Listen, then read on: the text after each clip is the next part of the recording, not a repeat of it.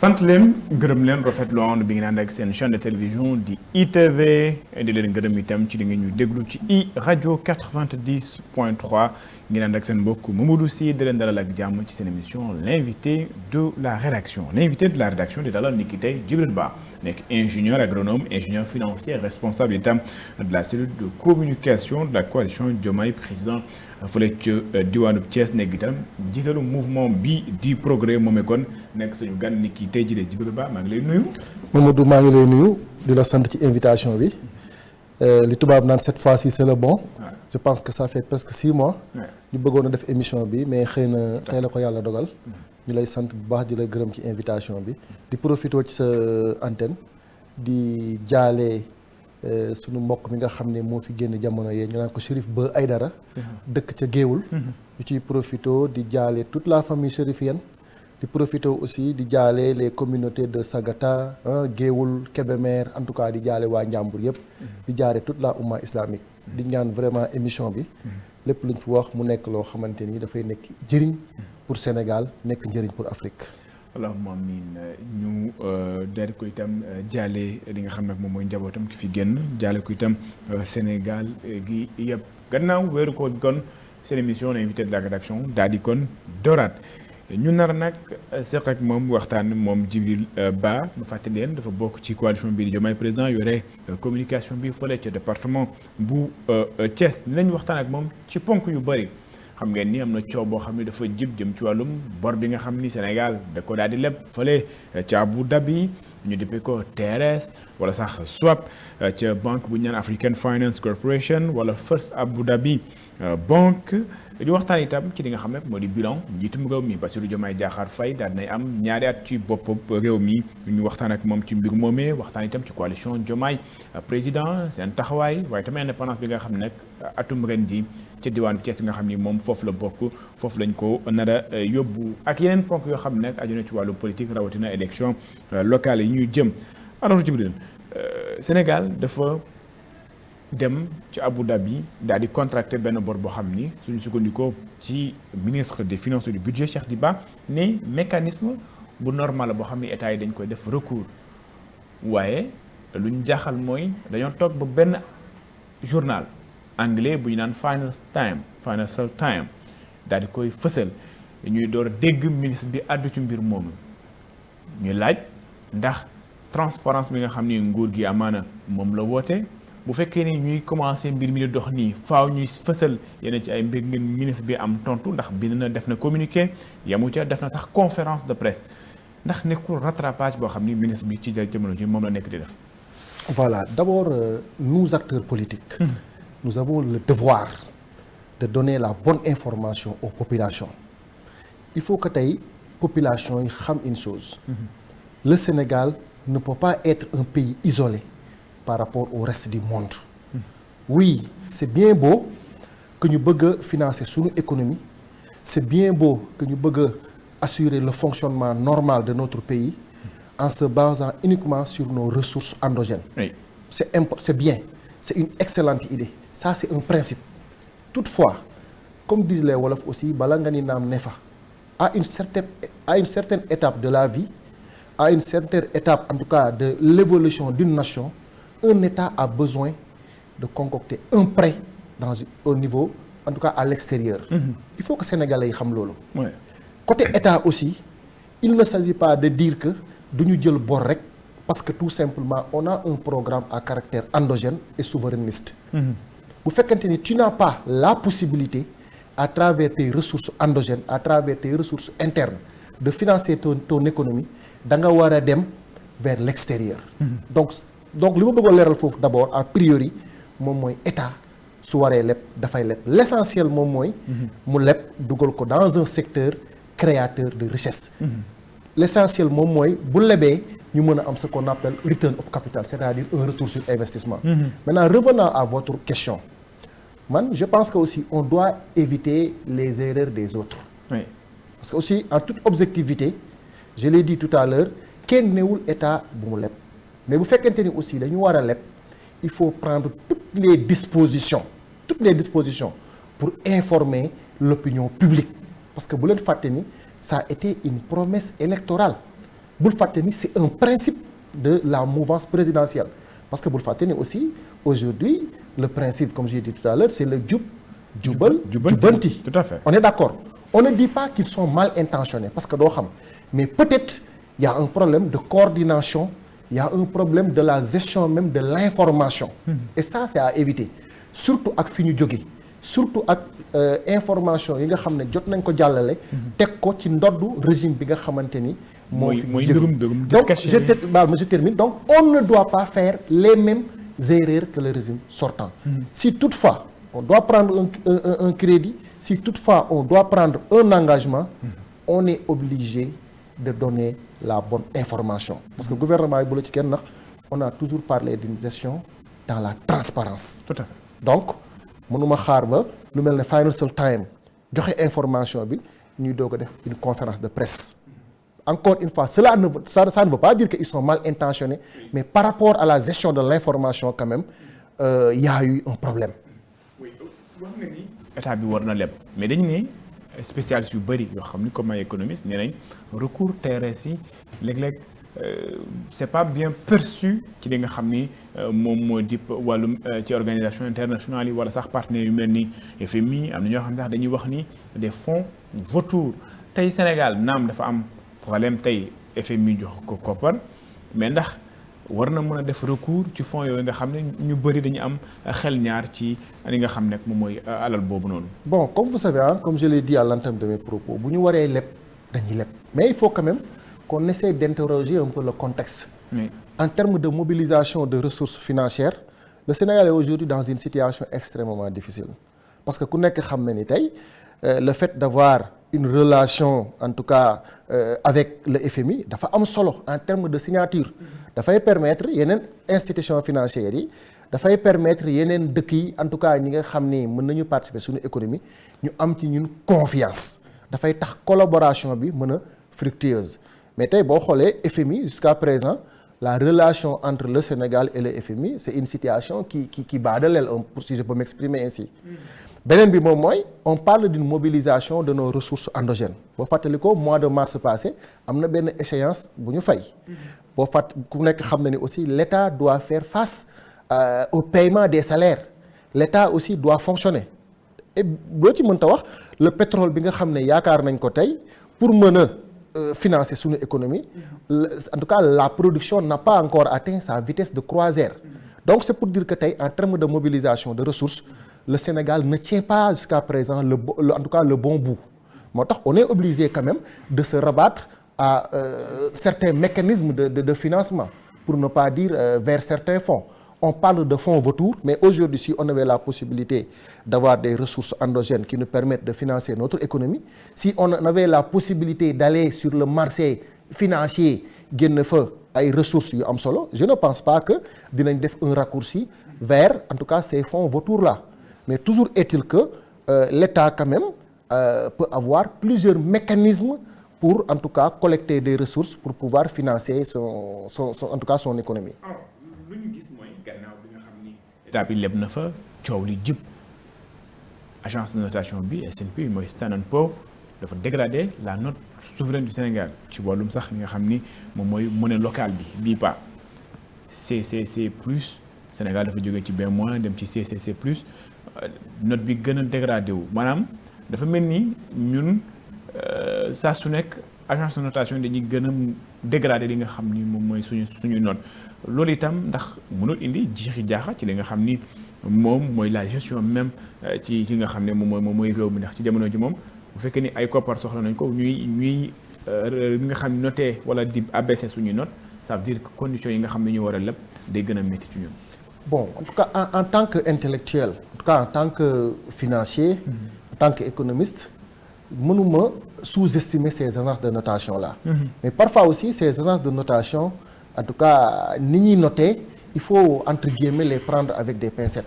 Ku nekk xam na ni tey Standard & Poor's yàgg nañ leen attaqué. En Chine, aux États-Unis attaqué nañ mës nañ leen fi attaqué par rapport à certaines informations non fiables sur le crédit à l'époque. Oui. Ku nekk xam na li mu jur.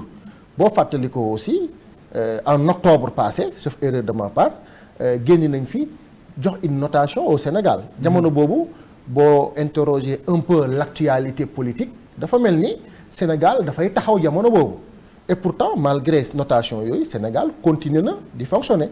On a continué à payer les salaires dégguloo fi benn pénurie wala nga dégg fi en tout cas un problème économique boo xamante ni c'est en tout cas inhérent en tout cas à des questions de mobilisation de ressources financières. teewul ba léegi ñu ngi fort mais pour man li ma ci mën a jàngat moom mooy il faut que tey ñun suñu économie quelle que soit la notation de ces agences de notation je me répète. tey li am solo moom mooy que s'il y a un développement socio-économique. si en tout cas la situation socio-économique que sénégalais bi mën ko yëg comme ni ñu koy waxee s'il y a en tout cas un développement que ñu mën ko yëg sur le panier de la ménagère quelle que soit la notation c'est comme la croissance il y a certains qui disent que croissance kenn du ko lekk kenn du ko naan mais ce qui est important moom mooy sénégalais bu nekk soo amee soxla boo bëggee dem hôpital nga mën a dem sans difficulté soo bëggee fayal sa doom à l'école nga fayal ko sans difficulté borom kër bi bu xëyee le matin aussi su bëggee joxe dépense mu joxe ko sans difficulté mais toujours est-il que aussi c'est des agences de notation sérieuses yoo xamante ni c'est sur la base d'indicateurs objectivement vérifiables ci la ñuy def ay appréciation mais cela ne veut pas dire que à 100% li ñu wax loolu moo am. alors da nga bokk ci coalition Diomaye président de la République am ñaari at ci boppam réew mi ci weeru mars bi mooy 2 ans ñuy laaj ci 2 ans yi nga xam ni seen nguur gi toog nañ ko fi boo doon tey joxe bilan bi lan lay doon. Bon, d'abord il faut remercier le président de la République et le féliciter. D'abord Sénégal boo fàttalikoo avant élection yi la situation était extrêmement tendue. Mais grâce à sa retenue grâce à sa discipline grâce en tout cas à son esprit de dépassement grâce à son leadership tey loo ci mënta wax coow li tegu na tuuti. tey dégguñu ay conflits à gauche et à droite même si l'actualité politique est vraiment très brûlante. mais boo fàttalikoo bi muy doog a ñëw chantier bi ñu njëkk a attaqué à travers le jub-jubal jubbanti c'était comment faire pour maîtriser nos finances publiques. boo fàttalikoo on avait même annulé certaines institutions on avait supprimé certaines institutions budgétivores conseil économique social environnemental HCCT. C'était un peu pour maîtriser nos finances publiques. On a diminué aussi le train de vie de l'État boo demee ci direction état yi da ngay xam ni yi nga daan dégg ñu naan la dem nañu mission wala tu prends tout un groupe tout un dispositif dem à l'étranger nekk ci hôtel yi yàq fa xaalis ñëwaat wàññeeku na bu baax a baax a baax. Sur le plan de la gouvernance ku nekk gis na les réformes de l'OFNAC ak ni ñu ko defee ak le choix à travers un appel à candidature. mais y a des réformes yoo xam ni ba léegi ñu ngi leen xaar mooy justice. yoo xam ni vous savez tout ne peut pas être rose. Oui. On est déjà à 2 ans d'exercice. mais les assises de la justice ça fait presque léegi mot 2 ans yoo xam ni def nañ ko jébbal ko président de la République ñuy xaar application yi. bon vous savez actuellement sur la table du président de la République tout est priorité. Maintenant le président de la République est en train progressivement de dérouler son agenda. Conformément en tout cas à ses promesses électorales. mais li am solo ba am solo moom mooy état dafay mettre en place un dispositif de suivi évaluation boo xam ne daf koy def progressivement maintenant revenant au bilan. sànq wax naa la les réformes de l'OFNAC bu ñu jëlee aussi déjà le train de vie de l'État su ma jëlee aussi dundu Sénégal da ngay xam ni tey grâce aux orientations du président de la République le gouvernement tey wàññi nañu lu bëree bëri. ceeb wàññeeku na dëwlin wàññeeku na carburant bi wàññeeku na. waaw mais day am ba yéeg ñu naan dëkk bi dafa métti. la situation économique elle est quand même difficile c'est le constat. Non vous savez il faut que aussi tamit ñu xam ni c'est un gouvernement qui a hérité une situation extrêmement difficile. à l'entame de nos échanges boo fàttali ko ñu ngi doon wax ñun ñaar. problème de mobilisation de ressources. waaw mais gouvernement bi dafa nekk gouvernement de solution. problème de ressources de mobilisation de ressources financières. te boo xoolee FMI dañ doon collaborer ak moom collaborer wuñu ak moom mais malgré tout cela déggoo fi benn rupture. déggoo fi benn yoon ñu ne fay ñu salaire fonctionnaires yi wala y a un problème institutionnel quelque part.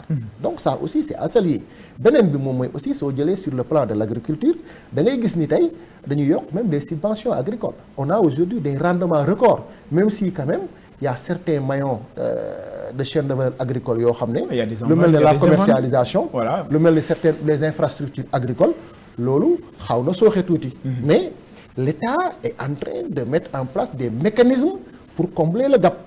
Moi je pense que ça aussi il faut pas l'occulter. C'est extrêmement important boo jëlee aussi ci yeneen secteur am na secteur yoo xamante ni par exemple je prends le secteur de l'éducation. Oui. L'État a pu quand même recruter un personnel enseignant pour venir en appoint pour appuyer le secteur de l'éducation. Boo jëlee aussi l'enseignement supérieur. Oui, mais les syndicalistes sont en grève. J'en viens. Enseignement boo supérieur, jëlee aussi les étudiants boo sont en jëlee grève. aussi l'enseignement supérieur. Oui. ku nekk xam na ni le ratio d'enseignants par rapport au nombre d'élèves état bi mu ngi ciy def ay jéego. bi ñu fi doog a ñëw 2 ans la léegi mais aujourd'hui on tend presque vers un recrutement de 500 enseignants chercheurs. Oui, mais c'est extrêmement important. Mais la question est, Oui. elle reste entière. Les étudiants sont en grève. Dans l'enseignement moyen secondaire, des enseignants sont en grève. Il y a un engagement yoo xam ne état bi jël na ko ba léegi surtout les enseignants nee nañ gisaguñ dara. Bon, là aussi, je le reconnais quand même qu'actuellement, il y a quand même des difficultés dans le secteur de l'éducation. Parce que vous faites qu'il y a grève, ça veut dire qu'il y a un problème quelque part. C'est là où j'en appelle à la responsabilité de certains syndicats enseignants.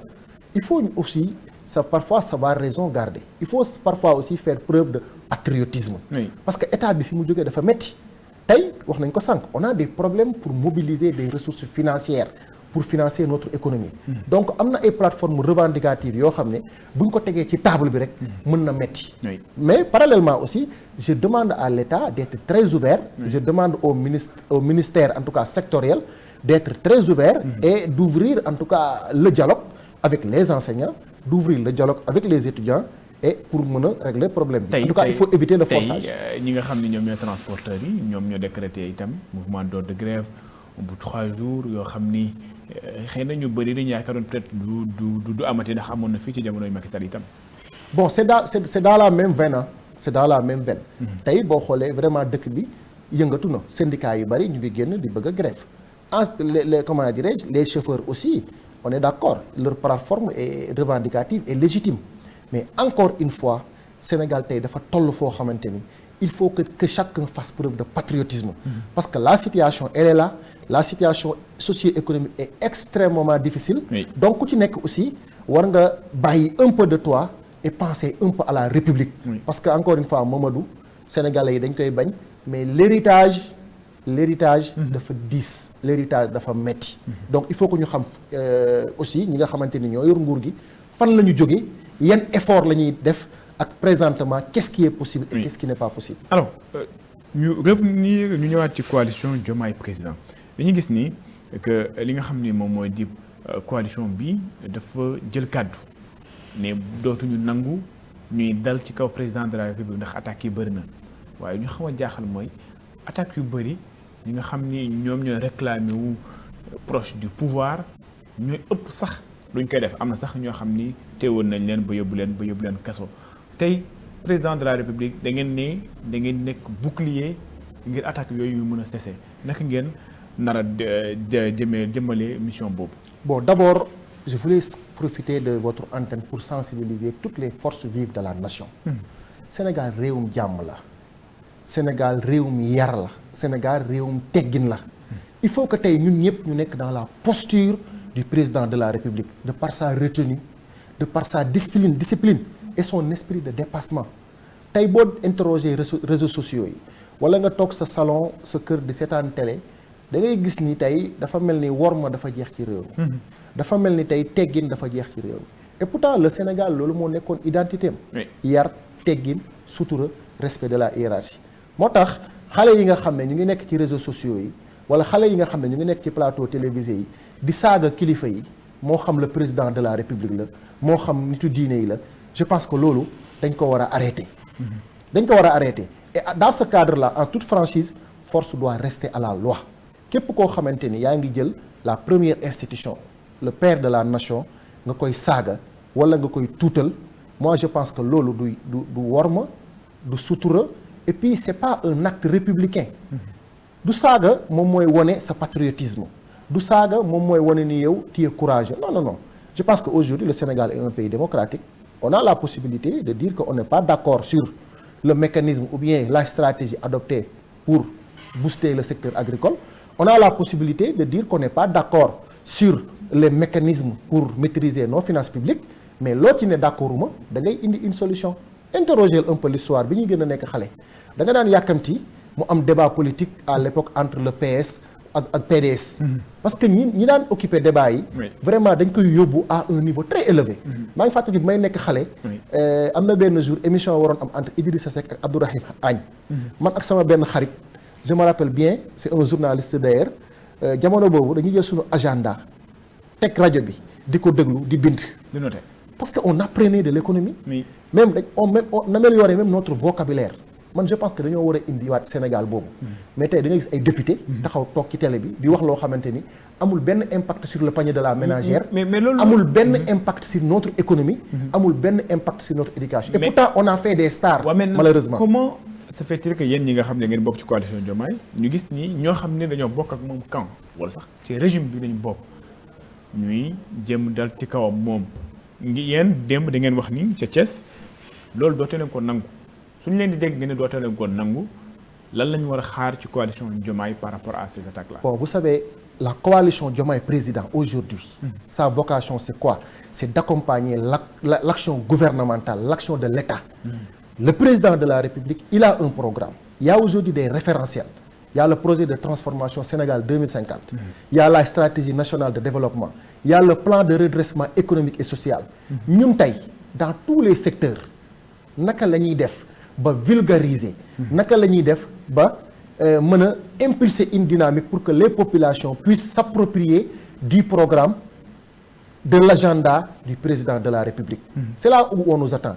ñi nga xamante ne aussi dañuy saaga le président de la République à travers les réseaux sociaux lépp luñ ko saaga ñun en posant des actes républicains dans la discipline, dans la retenue dinañu tontu mais bu ñuy tontu dañuy tontu par des arguments techniques dañuy tontu dans la discipline mais du ñu nekk fii di saagante di waxante lu ñaaw fii képp ku saaga wala nga wax lu ñaaw quel que soit le bord c'est la justice qui doit faire son travail mais ñun dañu nekk ci coalition boo xamante ni c'est vraiment ay jeunes responsables ay jeunes républicains ay jeunes conscients ay jeunes qui ont de la retenue ñoom ñooy toog pour apporter la réplique réplique bi sur le secteur de l'agriculture la réplique bi sur l'éducation la sur la diplomatie ñun foofu la ñu nekk mais pas ci ay invectives pas ci aussi ay yàq der wala quoi que ce soit alors nan la ñu mën a comprendre itam mu nekk loo xam ni daf ma xaw a jaaxal benn régime ñaari coalition yoo xam ne ñoo ko porté surtout ñu jëm ci élection locale dinañ ci ñëw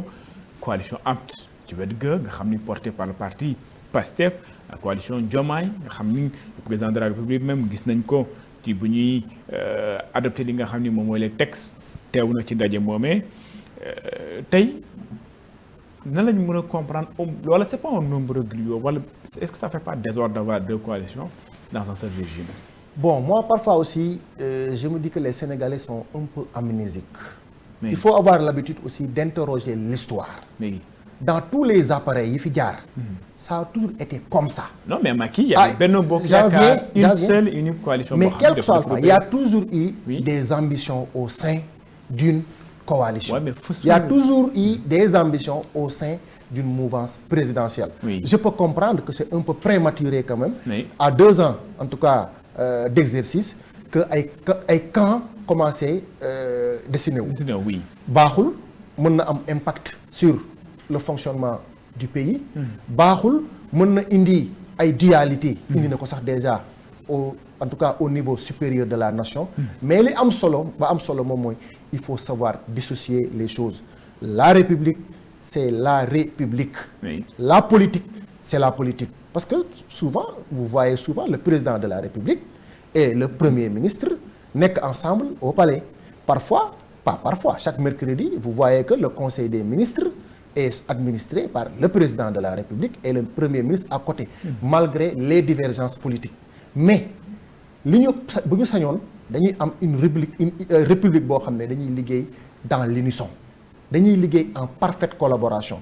Mais ambition politique yi aussi bu fekkente ni commencé na am divergence dafay impacter sur le fonctionnement de l'État. Tout à fait. bu demee nag ba ñu leer ni lii dafay impacter population yi bu ñu leeree ni lii guerre froide bi wala am na nu ñu koy waxee encore cette collaboration douce là dafay impacter aussi sur les populations. Je pense que mieux vaut en tant que responsable ñoom ñu xool naka la ñuy def. Mais am na nu muy continuer aussi. mën na dem a dem ba entraver un peu le fonctionnement de l'État. Alors wax nga ko il y a le temps de la République, il y a également la politique. waaye loo xam ni moo ñu xaw a jaaxal mooy ñu ngi jëm ci élection locale en principe le camp du pouvoir dafa doon am liste boo xam ni candidat mi naam sax dañ ñaan élection locale bëree gox la ku nekk mën na samp sa mbër waaye ndax duñu mën nañu am yaakaar ni que ci élection bi dinañ am la coalition apte portée par Pastef la coalition Diomaye président yoo xam ni il faut se retrouver sur le même terrain ñoom ñëpp ñu affronté wu. Bon, pour le moment, aujourd'hui, le mot d'ordre au niveau de la coalition, oui. Diomaye président, le mot d'ordre est quoi? L'heure est au travail. L'heure est d'accompagner l'action gouvernementale. Vous ne pensez pas à 2027 pour l'instant? L'heure aujourd'hui est de vulgariser les réalisations du gouvernement. L'heure aujourd'hui est de voir les goulots d'étranglement. Il y a un problème. L'heure est aujourd'hui d'accompagner l'État pour que la situation socio-économique des Sénégalais et des Sénégalaises soit améliorée. Les Sénégalais dañ xaw a yàkkamti jusqu'à présent amul fenn au niveau de la coalition fu ñu dégg ay ambition par rapport aux prochaines locales bu fekkente ni buñ ca eggee ñun ñëpp ñi nga xam ne sax ñoo demoon présidentielle jël le président Bassirou Diomaye Diakhar Faye teg ko ci kanamu réew mi wala ñun ñi nga xamante ni yëpp ñun ñoo accompagné woon le président pour que le Pastef am une majorité parlementaire dañoo war a àndaat dañuy àndaat bu fekkee waruñu ànd ku nekk da ngay dem sa côté au moment venu aussi on va poser le problème sur la table mais aujourd'hui au niveau de la coalition le maître mot moom mooy taxawu askan wi parce que aussi Mamadou askan wi sonn nañu trop les populations sont fatiguées. Tout à fait. Elles ont besoin aujourd'hui de solutions parce que les préoccupations sont urgentes, les préoccupations sont pressantes. Fort de ce constat, moo tax en tant que républicain au niveau de la coalition nekkuñu di poser ay actes de politique politicienne. Pour preuve, je te donne un exemple. Aujourd'hui, le président de la République doit se rendre à Thiès. Pourtant, occasion la woon pour la coalition à Thiès, ñu def ko une sortie purement politique. Mobilisation. Pourtant, le président de la République avait la possibilité à travers les leaders de sa coalition mu def un appel wala mu actionner levier rek pour que qu'on en fasse une activité purement politique mais defuñu ko. La coalition s'est mobilisée pour que le président de la République bu ñëwee mën a def son discours calmement ñu accompagner ko mu dem mu ñibbi. Le président de la République en question am na posture boo xamante ni activité bi tey dafay doon une activité je dirais même diplomatique entre guillemets def discours am bu ñëwee dem yoonam. Moi je pense que aujourd'hui la coalition est dans cette dynamique. D'accord. Alors ñu jeexale ko amaana ci poñ bi mooy la candidature de l'ancien président de la République di Macky Sall ci poste secrétariat général Nations Unies ñu gis ni Sénégal dafa am une position boo xam ni wax na ni que associé wuñu ko ci processus bi ci li nga xam ni moom moo di wàllum candidature bi tey posture boobu noonu ndax Sénégal boobu la war a am ci doomam boo xam ni dafa jóg samp ndëndam ngir jël li nga xam ne moom mooy Nations Unies. Ok, d'emblée il faut que aussi dara leer ci bopp nit ñi. yenn politiciens yi nañu bàyyi di mettre en mal ñi nga xamante ni ñoo nekk ci en tout cas environnement politique bi. avec les populations. Sénégal dafay nekk honneur dafay nekk privilège dafay nekk même opportunité. bu sunu doom occuper yenn instances yi. surtout lu mel ne secrétariat général des Nations Unies. doomu Sénégal occuper ko c'est toute une fierté. mais parfois boo gisee dara gàkk rek da ngay interroger un peu l'histoire xam nga yàlla dafa def Macky Sall dafa nekkoon un président de la République. Oui. Je dis pas que moo def lii wala deful lee mais am na loo xamante ni tey da koo gàkkal parce que ci nguuru Macky Sall ci la ñu rey plus de 80 personnes. Je peux pas dire que c'est lui directement parce que justice waxu ko ci nguuru Macky Sall ci la ñu jël opposant bi nga xam ne jamono boobu moom moo gënoon a en tout cas moo nekkoon le leader charismatique ñu barricade këram pendant plus de 40 jours ci jamonoy Macky Sall ci la ñu organiser élection ñu dem élection yi ba en pleine campagne électorale wala campagne électorale bi commencé ñu arrêté ko jël élection yi renvoyé ko te loolu jamono boobu teguñu ko woon ci dara lu dul bànneexu bakkan pour preuve sax ñoom jamono bi ñu bëggoon ñu def élection yi boo fàttalikoo organiser nañu élection présidentielle organiser nañu élection législative ci jamonoy Macky Sall ci la ñu jàpp plus de 2000 jeunes jël leen daaj leen ci kaso bi loolu nag nekk na loo xamante ni tey boo xoolee réseaux sociaux yi xale yi nga xam ne dañoo meroon ak ñi nga xam ne dañoo nekkoon dans cette situation mënuñu accepter ku mel noonu di ñu représenter au niveau international. Je ne dis pas qu'il faut le soutenir, il ne faut pas le soutenir damay nekk juste dans les faits. Parce que tey sénégalais yi bu ñuy waxtaan ak ñoom dañuy waxtaan ak ñoom dans les faits ci jamonoy Macky Sall aussi ci nga gis ñu jàpp ay xale traité leen ay terroristes. Donc on a vécu pas mal de choses donc bref loolu dafa nekk loo xamante ni dafa gàkkal Macky Sall beneen bi moom mooy boo fàttali ko aussi que note yi jot a génn le Sénégal n'a pas été associé dans le processus. Certainement Macky Sall. mais il a écrit loolu la ñu wax au chef de l'État. C'est ça qu'on a def na wareef. loolu la ñu wax il a écrit au chef de l'État mais quand même li am solo ba am solo moom mooy on a senti que Macky Sall a plus actionné en tout cas ses leviers par rapport à ses connaissances personnelles. dafa utiliser carnet d'adresse am pour actionner ay leviers tey bu demee ba portage institutionnel bi entre guillemets mu nekk le Burundi ça veut dire que y a un problème. Ça veut dire qu'il y a un problème mais encore une fois bu ñu dañuy interroger l'histoire dañuy xam ni ñi nga xamante ni dañu contre sa candidature. dañu nekk dans une logique. D'accord. ñu nekk dans une logique et il faut les comprendre aussi. ñu ngi may wax ni duñu desandi ci waxtu bëreetul am lu ñu bëggoon waxtaanee sax bëri na lool alors tey Thiès mooy accueillir fête de l'indépendance mu nekk nag événement boo xam ni yéen a ngi koy waajal ca diwaan boobee. fu mu toll nii daanaka ñu ngi ci dernier réglage bi le choix de Thiès lan la def ci yow nga xam ni foofu nga dëkk. D'abord remercier le président de la République pour ce choix c'est un honneur c'est une opportunité c'est un privilège ce choix-là encore une fois n'est pas politique c'est un choix purement stratégique. Mamadou Thiès c'est environ 2,5 millions habitants. Est-ce que vous savez que les 3e et 4e départements les plus peuplés du Sénégal se trouvent à Thiès. Thiès c'est la zone des Niayes c'est un hub horticole. Thiès c'est les chemins de fer. Thiès c'est les ICS. Vous prenez la petite côte sur le plan touristique. Oui. waxuma la NSTS etc. Ça veut dire quoi? Ça veut dire que aujourd'hui à travers Thiès le Sénégal a la possibilité en tout cas d'améliorer sa situation socio-économique. bu ñu appuyer Thiès par la relance des chemins de fer bu ñu appuyer Thiès en appuyant les horticulteurs qui sont dans la zone des Niayes bu ñu appuyer Thiès en redynamisant la NSTS bu ñu appuyer le secteur touristique de Thiès ça veut dire que le Sénégal à travers la région de Thiès a la possibilité d'absorber le chômage des jeunes à travers l'agriculture à travers le tourisme à travers les chemins de fer pour ne citer que cela. Maintenant le président daf ñoo beral loxo entre guillemets dafa bàyyi 13 régions maanaam c'est 14 régions mu bàyyi 13 mu jël ñu. ñun aujourd'hui on est en train de se mobiliser tous les Thiessois et quelles que soient nos obédiences politiques tey APR PASTEF nga jël toute la coalition nga jël ñeneen ñi nga xam ne ñu ngi nekk ci dans d'autres obédiences politiques nekk nañu benn bopp tey ñu ngi préparer un accueil chaleureux au président de la République pas un accueil boo xamante ni pour fête la. On a organisé des forums. On a organisé en tout cas des instances des cadres de réflexion pour coucher toutes les préoccupations des Thiessois et des Thiessois sur papier. Tey président de la République il aura la possibilité xam tous les problèmes des Thiessois parce que Thiessois yi seen bopp ñoo def un diagnostic à tout point de vue pour mën a teg sur la table seeni jafe-jafe.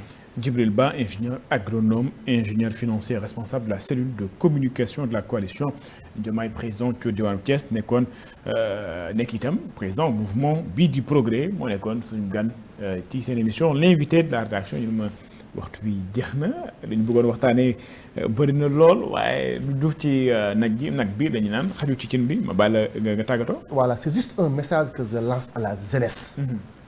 dañuy ñaan xale yi ñu gën a conscient que les jeunes s'intéressent à l'action gouvernementale bu ñu nangu di nekk ci politique politicienne tey jeunes yi dañu war a nekk bouclier état bi par rapport ak la ñu diggee woon est-ce que agriculture bi nañ ko diggee woon ni ñu koy defee noonu est-ce que diplomatie bi baax na est-ce que l'éducation ni ñu ko war a defee baax na ba pare ñoom ki seen bopp ñu xool ban responsabilité lañ ci war a am vraiment kontaan nañu ci invitation bi j'en profite pour nuyu toute la coalition en tout cas tous les leaders de la coalition Diomaye président surtout ña nekk Thiès avec à la tête le doyen Ablaye Fall Mao di nuyu aussi tous les militants et sympathisants du mouvement Progrès. Merci. sant ko gërëm ko moom Djibril Ba wax na ko président mouvement Progrès bokk itam ci coalition Diomaye président yore kàddu gi foofe ca département bu Thiès sant leen gërëm itam seen émission l'invité de la rédaction jeex na dina jox dig daje ci benn numéro ak beneen gan.